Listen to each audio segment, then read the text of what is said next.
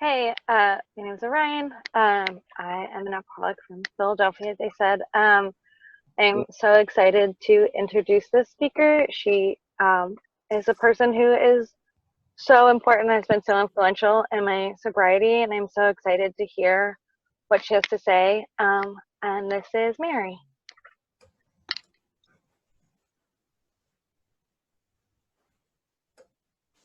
Hey guys, my name is Mary. I'm an alcoholic. Hey Mary. Um, so just to give you a little bit of information about me, I guess. I am from Philadelphia, Pennsylvania. Um, I grew up in New Jersey, so I've never really left my area much. Um, my sobriety date is July 26th or 28th. I'm sorry, 2016. It's not my first sobriety date. Um, and I never assume that it will definitely be my last. But if I do the things that I've done thus far, um, I think I stand a good shot. Um, so I'm not going to give you like all of the gory details and all of the you know um, backstory to my drinking career. For the most part, it's the same story for all of us. It's just different specifics. I picked up my first drink probably, I think it was like 14. Um, but I had the isms from a very young age. I was like a little manipulative, selfish child. I was I loved throwing tantrums when I didn't get my way. I was a big brat. Um, I figured out how to work people and situations from a very, very young age. Um, and it's not really because I like learned those things from anybody. I think they were just inherent in me. I think the isms and the selfishness and self-centeredness were just inherent in me because I am an alcoholic. And I am not an alcoholic due to circumstance. I believe I was born an alcoholic. I believe, that was in me from the start, and it just was a matter of making up the drink for the first time. Um, but yeah, I definitely like had the isms, and definitely all growing up, a lot of had a lot of people pleasing and seeking validation, and lack of self love, and lack of self esteem and self respect, and um, just all those things that we all feel. Like I can remember, like those were very prevalent in my life from a very young age. Um, so it's not like that stuff like showed up once I started drinking. That stuff was already there, and really the drink was just it was just relief, you know. Um, it was just an opportunity to shut my brain off and to um, have the ability to do and say the things that I couldn't sober, and it also gave me the ability to just like not care, to not constantly like second guess myself, and run every thought and scenario through my head a million times. Um, and drinking just provided relief. Um, that's kind of what I chased the whole time. Um, my first like real drunk, I got like blackout drunk, alcohol poisoning. Woke up the next morning to lots of phone calls from people telling me about all the awful things that happened before. Woke up to two very angry parents, um, and to feeling the most terrible I'd ever felt in my life physically. And that was like not like that. I was not worried about any of those things. The only thing I was worried about was getting back down to the woods where I left my bowl of booze, and getting that booze back. And, I raced down there. And as soon as I found that backpack full of booze, like, I was cool. There was really, and that was really just the theme of my drinking and my drugging. I am an addict as well, but, I keep it in the bottle. Alcohol brought me to the rooms, so I stay there. But that was the theme of my drinking career, was always chasing the relief. And um, I chased it until it just didn't work anymore. But I didn't realize it stopped working like way before I was willing to acknowledge it, accept it, or do anything about it. I landed at my first treatment center by the time I was, I think, 20. They told me all about 12-step programs.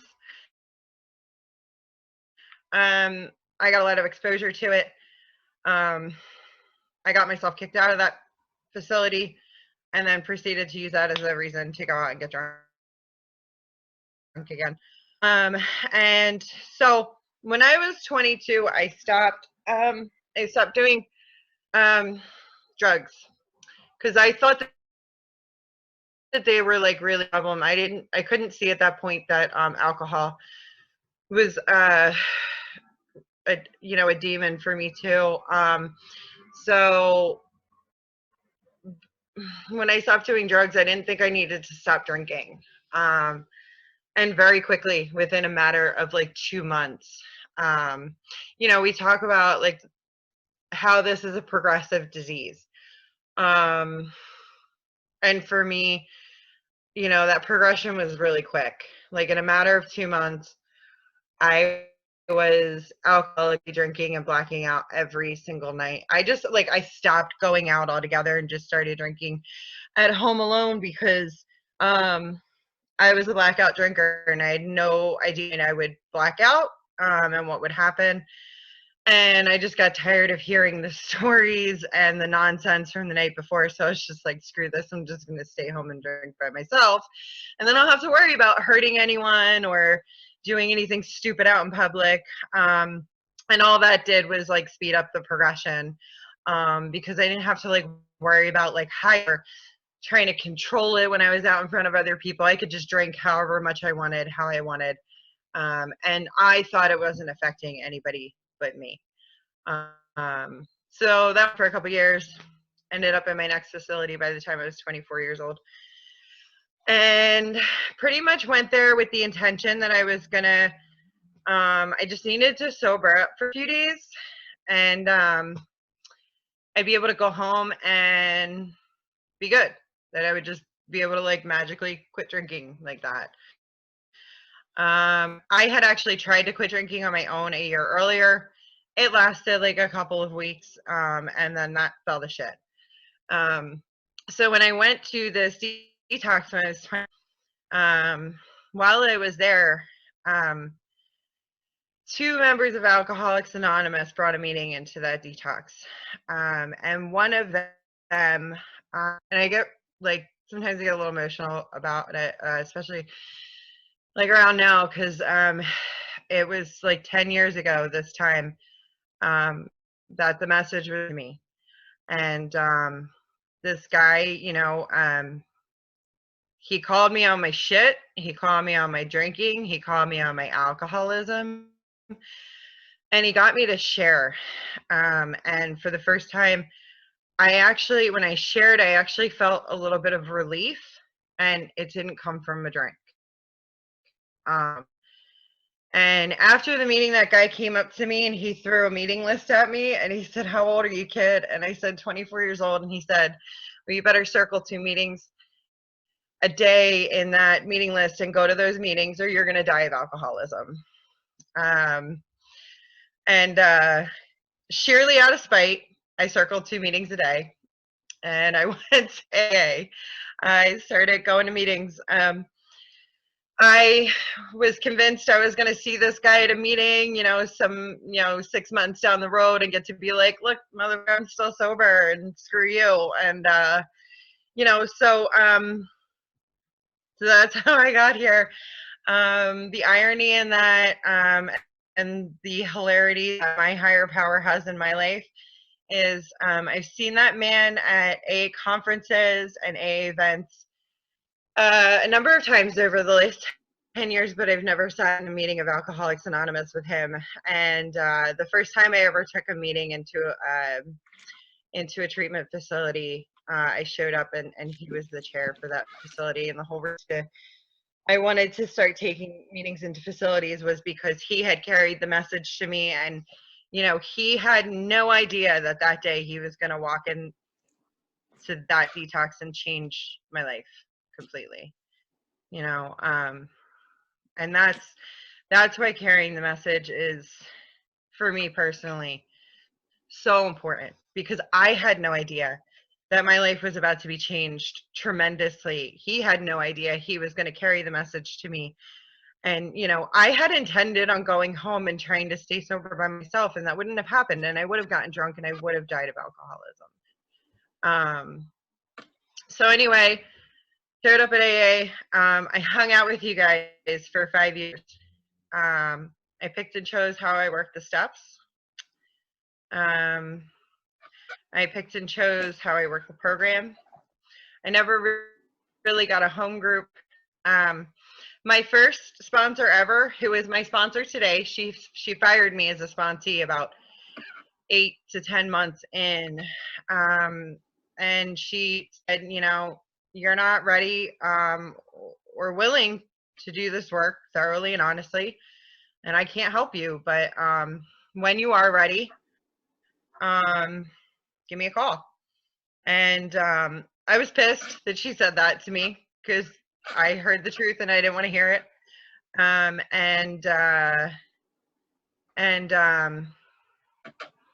was pissed because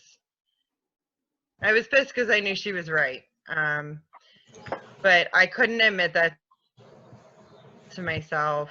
There's a reason we say, like, getting honest with ourselves and others. I had to really learn how to get honest with myself. I also had to learn how to, allow you guys to help me. I came into AA, and for many years I tried to, I would let you guys in a little bit, but for the most part I wanted to do things on my own. I didn't really want to rely on a higher power and really do the work.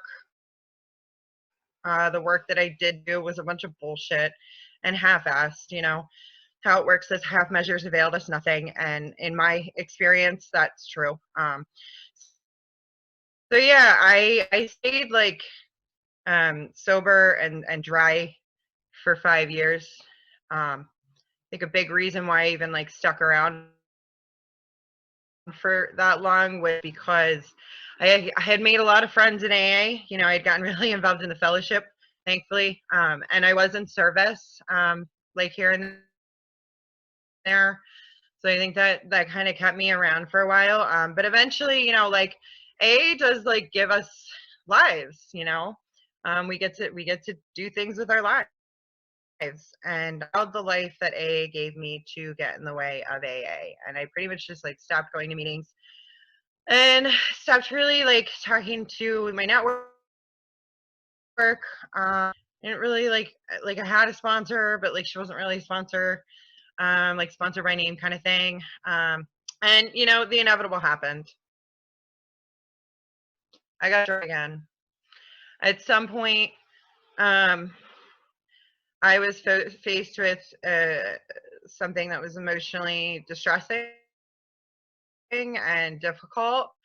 And I had no defense against first drink because I was completely disconnected from any semblance of a program or network at that point. And I didn't think twice about picking up that drink. And again, I'll touch on the progression of this disease. When I got sober my first time, what my drinking looked like this, that I would go to school and work, and you know, I would fulfill my responsibilities for the day, and then I would go home at night and I would get drunk. When I picked back up after 5 years, it was as if I had drank every single day for that 5 years, because when I picked up after 5 years, I was immediate round the clock drinker. Um, about a month into drinking again, I woke up in the ICU because my heart had stopped the night before because of drinking. You know, and for the next 2 years, I was a revolver in AA. I couldn't, I couldn't get sober. I couldn't stay sober for 2 years, and it was a painful 2 years, and it was pretty scary. But I'm way grateful for those 2 years because, like I said before, you know, I really didn't want to rely on a higher power. I didn't really want to rely on guys. And in that 2 years, AA showed up for me like over and over and over again, and over and over and over again. I ended up back at AA and back in a meeting and being like, how the fuck did I get here? Because I sure shit don't want to be here right now. You know, and in those 2 years, I really learned how to trust and rely on my higher power, you know. And first it started with you guys, and then it grew into something more. And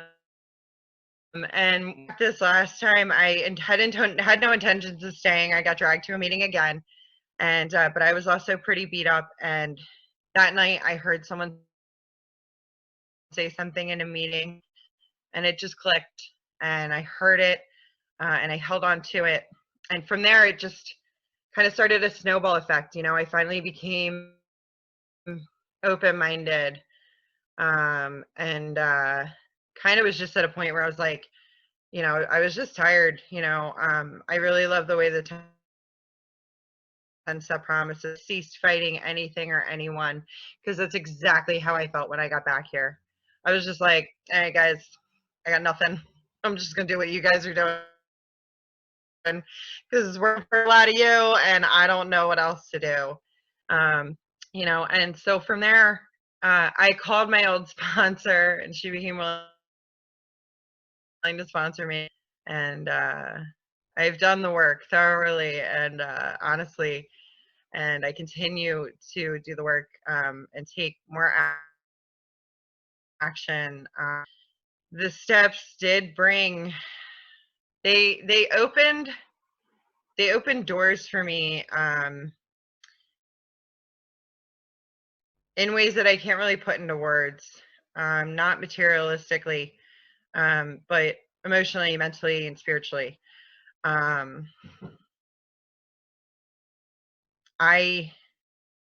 I think about, I recently started writing, doing like a written 10-step every night. And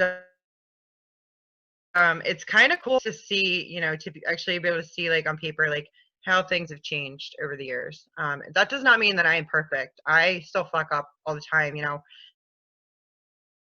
I, you know, I'm never going to be like perfect, but like I can always do more work. And you know, this past year has been a little bit of like a rough year. I have 2 family members who are in the throes of their disease, and it's painful and it's scary. But I have a connection and a relationship with my higher power today, where it doesn't matter what happens with them or anything else in my life. You know, I don't really ask for much more than like just keep me sober through the good and the bad, you know. And like allow me to be of service to someone today. You know, and you know, just to I like touch on YPOW real quick. You know, at 2 years sober, being sober this time, I got dragged to an ICYPAW. Not really dragged, but like I agreed to go to it because my friend and I were on a road trip. I was like, cool, fine, I'll like go hang out at this thing. And my sobriety was kind of in a place where I was kind of like, you know, was a little normal again and chill, and you know, I was kind of just unenthused and like not really invigorated about sobriety at that point, and I was kind of like meh, like all right, cool, like been sober a little while again, great. And that conference like just blew my mind, energy and the love and the way that the message was being carried in such a like a genuine way, it just really like blew my mind. And from there I got involved in YPA service and some YPA committees, and like it just doesn't get old. It just gets more exciting. It invigorates me more and more, and it just constantly keeps like that fire lit for me of like carrying the message, because we're seeing so many young people get like taken out by this, and like to also see so many young people recovering and celebrating that and like being happy and like just like actually living life, it's pretty great. So yeah,